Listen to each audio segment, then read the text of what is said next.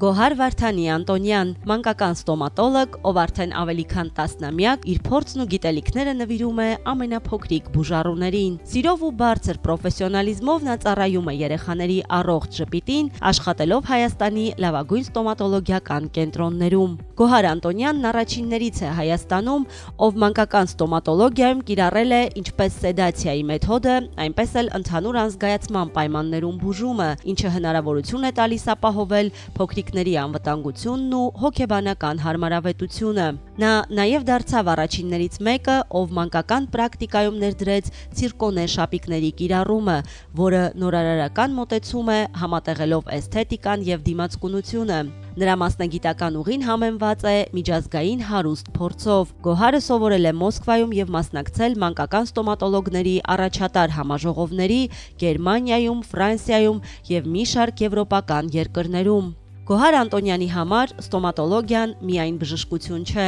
դա արվեստ է հաղթահարելու երեխաների վախերը, ստեղծելու վստահություն եւ պահպանելու անկեղծ ու առողջ ժպիտը։ Նա ոչ միայն բուժում է, այլև օգնում է փոքրիկներին սիրել իրենց ստոմատոլոգին։ Գոհար Անտոնյան։